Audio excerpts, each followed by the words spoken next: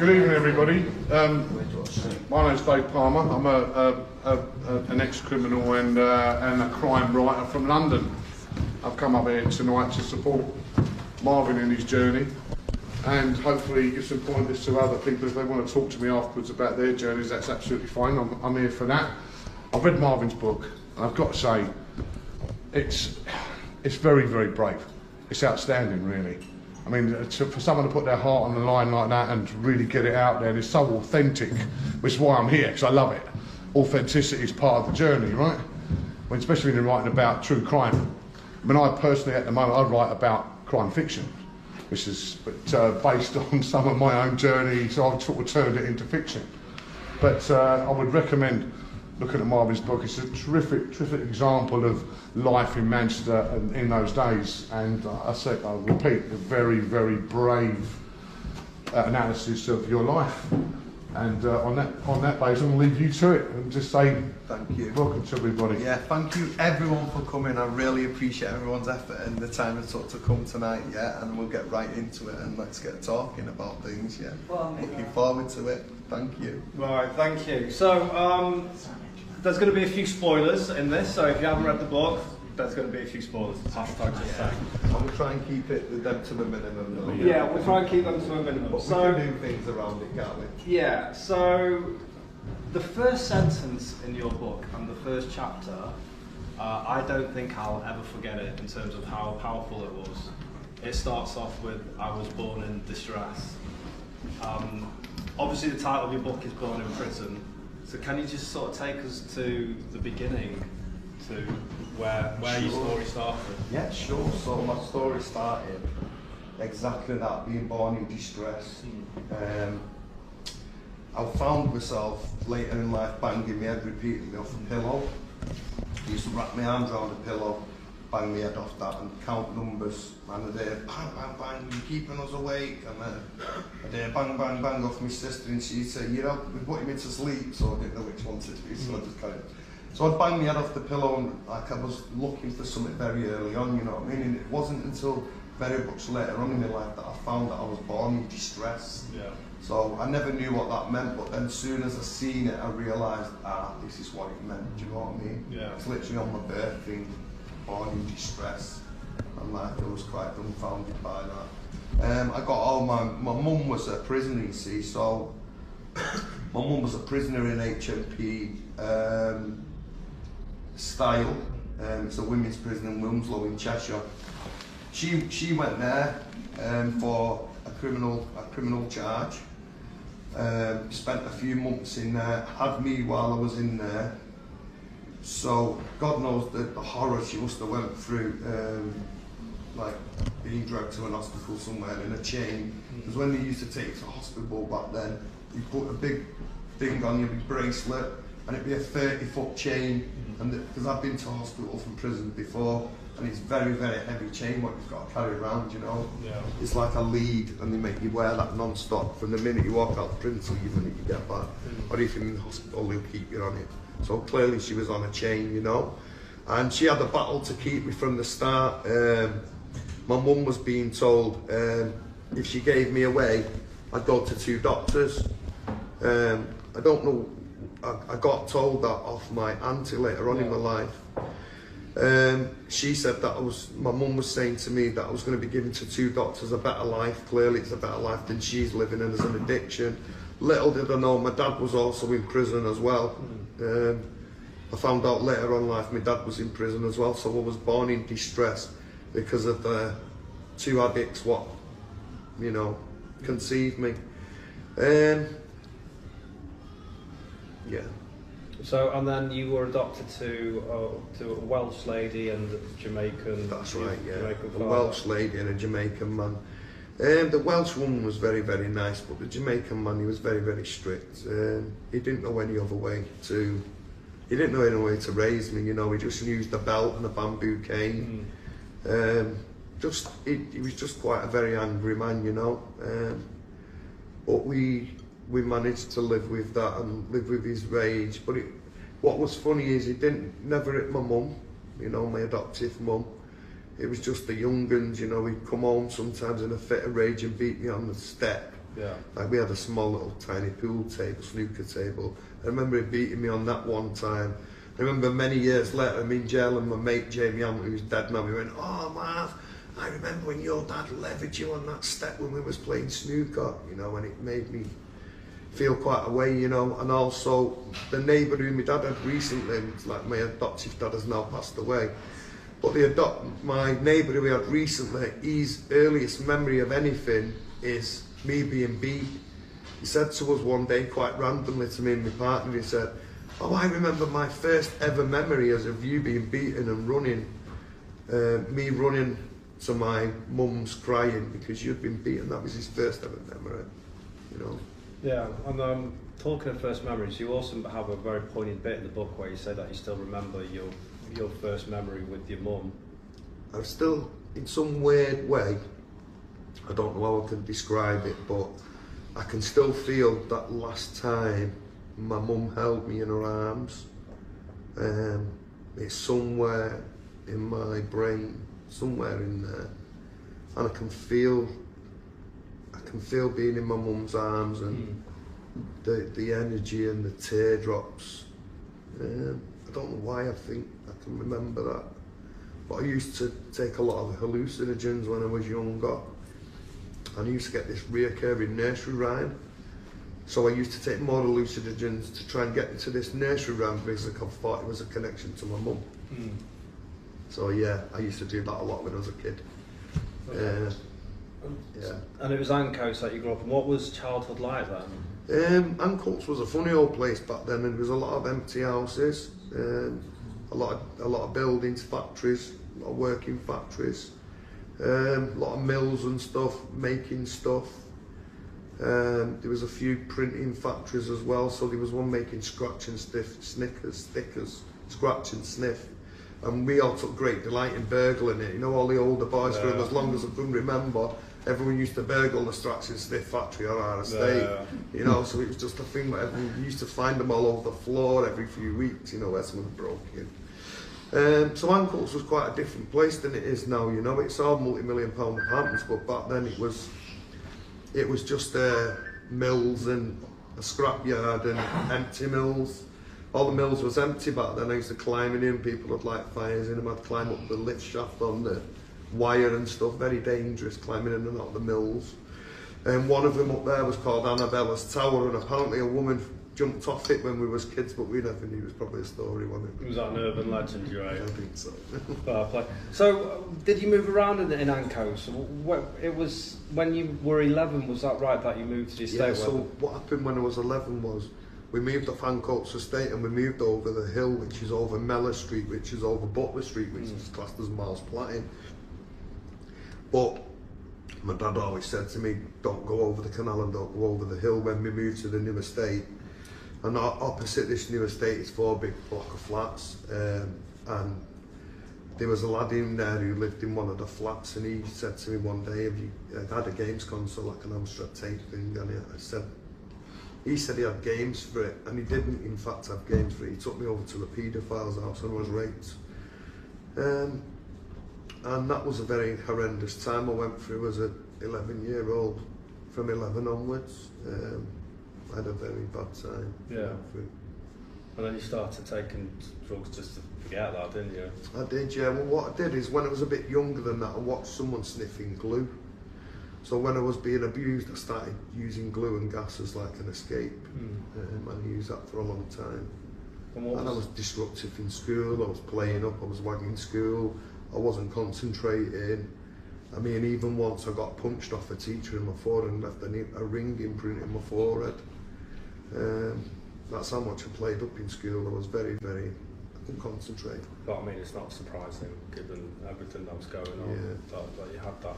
Weren't there like social workers like there are today? Because like now social workers be all over. There was no such thing as a social worker. I never ever seen, like I was adopted and I never ever seen social services come to that house to see me once. And my dad said to me that the police come round once to tell him to stop beating one of our cousins in inverted commas. My dad was disciplining another family member's friend's daughter. Right. He was beating her, and she remembers it to this day, being beat off my dad. that's one of, she don't go near him now. She's our son, he always beat me when I was a kid, you know. And my dad said to me one day, it's funny, he went, I remember the police coming to my house and telling me to stop beating this girl, I don't want to say her name, you know, stop beating her. And I was like, wow, Dad, really, you did got away with that when years ago, and you know, you did back then, you know what I mean? There was no such thing as being abused or paedophiles or anything like that. There was no such thing. I didn't know what a paedophile was. And what was happening to me is I couldn't put it into words, because the man came round to my mum and dad's house and became a family friend. Used to just pick me up in his van, come round, say hello to my mum and dad, and literally just take me out in his van, take me down somewhere to go and do a delivery, and you know, abuse me in his van and drop me off at home. Do you know what I mean? Yeah. It become the norm just to take that. You know, I didn't know any different anyway out of And that. you saw other kids as well, I didn't did, you? yeah, I did. I seen other kids going in his house as well. What kind of, it really concerned me, because what was funny was the caretaker of the whole block of flats lived right opposite this guy. I mean, as wide as that TV was, this side of the block to that side, the doors. So he lived this door, the caretaker lived that door, and the paedophile lived this door. And Jeff, the caretaker, used to come out there every day mopping the floors. And I used to go up in my school uniform, going up in the flats, and he'd just look at me and just not say anything to me, and I think, can you not put into words what's happening to me? I'm a young boy in a school uniform going into a paedophile's house, but nothing ever got said. I mean, it's no surprise that you weren't paying attention at school and you were being disrupted, weren't you, with that going on? So when was it? I was going into the city centre as well. I was down around the beat area a lot. I found comfort in the prostitutes. I remember one of them one day, I was very young, and she said to me like, don't be robbing the girls and that, because you get a bad name, and I'll never forget her saying that to me. You know what I mean? It stuck with me, you know. Yeah, I mean, we'll come back, because we've got some interesting stories from your time with prostitutes. And I think there's a lot as well from a psychology point of view, I think, like about why you sort of hung around. Yeah, it probably makes sense, doesn't it? It was solace in people who had child trauma, which is what you were saying. Yeah. And they were in essence holding a mirror. And I think there's also, what comes across in the book was that you wanted to try to save each other, but you couldn't. Yeah, it was mad, yeah. I got that all the way through. I mean, we used to save our friends. I remember my mate, we was hanging around the coach area, and my mate was a little blonde guy, and I mean, he was up to my shoulders, and he went in the toilet to have a wee, and we heard him screaming, help! And we all ran into these toilets, and these two men had got hold of him. They let him go, obviously, and we was trying to get at these two men, and the police just come and got the men and put them in a van and drove off. It was incredible. Didn't say nothing to him what he was doing or anything, you know. This kid was just screaming in the police station. Well, so one big part of your story then is the addiction, and this sort of all started early on. It did. And it was Manchester, yeah. And before the Hacienda there was the Thunderdome. It was the Thunderdome 1998. Sean's favourite topic. Sean's favourite topic, yeah. Favourite club. The Thunderdome was a nightclub in Ancoat in Miles Platin on Oldham Road. And it was funny, one of my first memories in there, we used to go in there and sell ecstasy and whiz and LSD and stuff, yeah. And there was coach loads of people used to come. And I'd been nicked for a street robbery in the city centre, and the police officer who interviewed me, I never forgot his face, I can still see it now. And the cop who interviewed me was dancing on the dance floor with a glass of water, and I just looked and I was losing it, I've trips. I looked and I went, that's the police. I went over to all my friends, I went, the police are in here, the police are in here, I've just seen him dancing. They're like, Marv, calm down, you're tripping, mate. I'm like, oh my God, no. Please don't tell me you don't believe me. They're like, you calm down, mate, you need a water or something. I'm like, there's a police officer there who interviewed me. Go and find him, come on, show me. I looked back, I can't see him, obviously he must have squirted off. So only one person, my best friend, come with me, and we're walking down the road, and all of a sudden we just see loads of police, I'll raid it, yeah, tons of police, yeah.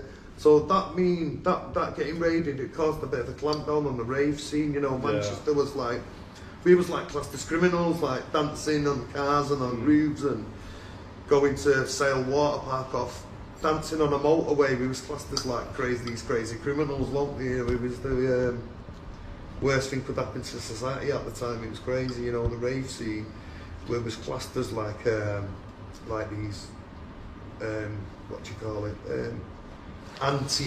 anti-crime people. Anti-government, wasn't Yeah, it? It was yeah. anti-society. Anti-society. I remember, I mean, I'll show my age here, but I remember those adverts in the newspapers when they're saying, here's a drug addict, it's a terrorist. And it was like, oh, chill out, bro. Do you know what I mean? Just taking some pills, allegedly. It was looked at very bad, wasn't it? And I think Leah Betts, I think she was one of the girls who died. I think she died in 1992, I can remember rightly. And Leah Betts' death on ecstasy caused a massive scene, didn't it? The government wanted to clamp down on everything. I think they made ecstasy class A at the time. And everyone was just saying it was this love drug, wasn't it? I mean, it was this much of a drug, love drug, that people used to hook people all night on ecstasy. You know, people that takes ecstasy and want to be best friends with people who they don't even know, they've never spoke to before. You know, that ecstasy was just this crazy drug. Everyone was just sparkly-eyed and glittery and giving everyone hugs, you know. And I think too much money come into the scene eventually. It started getting a bit ugly, you know. Gangsters jumping the bars, taking the till money and controlling the bar, passing all the mates drinks and all that. That's how it started. Little areas doing that, little Salford gang doing that, and then you had the little Moss Side gang doing that, and then you had the Cheetah Mill gang doing that. And then they was all making money on their own little areas and showing off in the clubs then. And then all of a sudden it just turned into everyone was enemies, you know. There was shotguns and double barrel shotguns coming on the dance floors and stuff from nowhere, you know what I mean? And I knew the people who was doing it, and like I'd say to what are you doing with that? We'll put it away, you know, and be like, nah, this is serious, move, you know, because I was only a kid 14, be like, move, you know what I mean? One of them's dead now, the main one who used to be doing that, a lot of shotguns. Used to go in a club with double barrel shotguns down a long trench coat, you know, terrorise half the club, you know, the dance floor. I think it was just intimidation to control the club doors back then. There was a lot of money involved, wasn't there? So I think that's why it was done, you know. But yeah, I think them times was just a loved up drug time, wasn't there? I mean, I had £170 in my shirt pocket once, fell asleep in a 3-storey house, which was a rave, in Wally Range, and woke up and the money's gone, and this guy with dreadlocks went, mate, here's your money, I've just been minding it for your 170 quid. It just never happened if it went high on ecstasy, you know. So it was after parties, wasn't it? Like you first After ended parties. up trying coke, wasn't it? Yeah, well, what happened was, I was in a nightclub in Rock World. Good old Rock World. Does that still go in? I think we shut down recently. It was about 30 years ago in that one. Yeah. Rock World, Jenny's, Rock World and Jilly's, yeah. Jenny's or something, yeah. So I was in Rock World one night and I seen this girl who was dancing on the dance floor, and I just got talking to her at the end of the night, and she said she lived near the Salvation Army in Hardwick, so it was close to me. So I'm dabbing whizzing a Rizzler, and she said, do you want to come back to mine? I said, sure. Sat there with her just talking and that. If I've took cocaine or I've tried it in a spliff, kind of showing off. And I thought she was just going to come in with a joint. So you got any money? I went, yeah, yes. And I've had loads of money on me. And she went, give us 40 quid. So I passed the 40 quid, she went off with it. Met a guy in the kitchen and came in with like a glass like this with foil on it, with crap on it. I went, just suck on that. And without thinking of doing anything else, I just sucked on this pipe and held it in, and I thought, I'm going to be addicted to that. Did you know instantly? Yeah, immediately, yeah. Very clever. I knew I was going to be addicted straight away. It's crack cocaine, it's the most dangerous drug in the world, it's the most addictive drug on the planet. You know, cocaine's not around this now to these streets all day, not for a reason. It's for a reason. Cocaine is a very, very addictive drug, you know. That's why all the kids are trying it now. It's a very, very dangerous drug, you know, So how did that moment then immediately change? Was there... I'll tell you what happened. I thought, all them drugs what I was taking, nothing's better than this one. Nothing's better than this one. And I went, where are you buying that from? And she said, oh, that's some guy, and I bought some more. Left her some and went to my mate's house and got him to try it. I said to him, this is his best thing since sliced bread, it's better than all the other drugs combined. And so we both got a little habit on that. before you could blink. And how quickly was the step from trying that to then the life of crime to sort of keep this going? Wow. Was it Well, instant? I was a drug dealer at the time. You used to be able to knock on my door, 10th floor black door, and buy weed. But I had a job as on the CIS building, cleaning the glass on there once. I got a job on doing an agency work. That was I only got that job, and then my sister said to me she could get me a job in a factory which was on Newton Heath, and I got nicked from there, theft from a factory, theft from a workplace. I got arrested for. So I knew working wasn't for me then. So I knew drug dealing was the way forward. I didn't know any other way, you know. I had people knocking on my door just buying drugs off me, so I just thought that was the normal thing to do, you know what I mean? Fair play. And how easy was it to get the drugs and to sort of sell? Was it selling in your estate? Yeah, it was just that people coming to my door just buying. I used to have this, it's funny, I used to have this Jamaican guy who owned a record shop in Moss Side Precincts, and his nickname was Pedo. It's Very unfortunate shrewd, nickname. marvellous. Nah, but Very he was just a normal guy. That was his Was he a nickname. normal guy who was a wasn't pedo, or pedo. was he like No. You need P to and explain something it else? To Yeah. explain, the guy was just a normal guy. So where did you but get the back name then, back then, the word pedo didn't No, mean but everyone anything. was, where did you get the name from? That's what his nickname was, Pedo. And he used to have a record shop. He was just a rasta guy. That's unfortunate. Oh, Yeah, Bit of- it didn't mean, that name at the time didn't mean anything to us, so it was just his name. You know, I mean, there'd be people here who know what we're talking about. Just that was his nickname, you know. So Duran Coats has fucked that, don't they? yeah, I used to bring me bags. I used to bring me carrier bags of weed, bushweed and carrier bags of it. So when And you no one had it on Ancoat, so I was the only one who sold bushweed. when you got sacked from the factory, was that Yeah. what happened there? Well, was the that person who I was with at the time, she got pregnant. So my firstborn is called Miles, and he's 32 now. But me and her was already breaking when she was pregnant. We was going through a bad time. You know, I didn't expect her to get pregnant. She told me she was on the pill. I was only 17. I wanted a family. I didn't want a baby out of wedlock. Because I knew I was an orphan and adopted. I wanted a full family and a happy family, you know. So I didn't want her with someone who, I was too young, and I knew I was too young. But we spoke about it, and we agreed to keep the baby. But I was an addict by then. I got addicted to crack when she was pregnant. And how old were you at this point? 17. Rolling into 18, I got addicted to crack cocaine, yeah. And I was just buying it every day, selling weed and buying it every day. At first you couldn't buy it, there was nowhere to buy it from. I could only buy it in one place where you could drive and go and get it. There was a kid on our estate who sold it, and he turned his phone off at 9 o'clock at night. So that's how new crack cocaine was. He turned his phone off at 9 o'clock, you couldn't buy it again. So you used to have to travel for it, you know. Where did you have to travel to for it? You know where, you know, I don't need to say, the usual place. Yeah. I'd have to go down there for it, and it was quite dangerous, so a lot of the times I was the one who would go and get it, you know what I mean? Yeah. And then it was in the city centre, so then all the working girls would say to me, can you go and get the best crack? So I'd go down to them sides and go and get the best crack, you know. And because I was a black guy, they'd know me a bit, you know what I mean? And our face was familiar, so I could buy the crack for all the working girls, you know what I mean? So it was quite new. And were they all on was it? addicts, alcohol, heroin and crack. Yeah, so my addiction got worse then. So were you dealing and a full-time So the addict at working the same girls, time? sometimes I was getting like 10 pieces of rock, putting it into 10 pieces and selling to the working girl, giving them a smoke, and then he was giving me money, and then I was going to my side for him. So I'd always have a smoke with him first, and then score for him all night, you know, in the evenings and stuff like that. But I was doing robberies as well. Like some of the girls was vulnerable, man. I didn't like some of the girls doing punters. It just pained me in my heart, you know what I mean? And I'd say to him, let's just rob the money and just jack the money and pretend to be police. And I did that a few times. Just got a mobile phone, went, police, give us your money, lad, and then just took the money off him and just ran off. So what, you just put up your mobile phone? Didn't you have like a fake badge or anything? Did you just no, it was mobile phones was brand new back then. Right. It was like a novelty pulling out a phone, you know, so we pull it out, pretend it was a radio and go, police, yeah, and just half drunk cut, and just say what I'd never do is take the wedding ring or the wallet.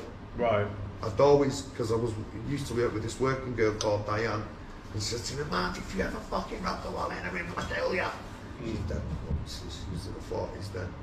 And so I made sure I never robbed the ring and the ring and the wallet. And the reason why is because she said to me, "What are the man's going to do when he goes home and his wedding ring's missing and his wallet?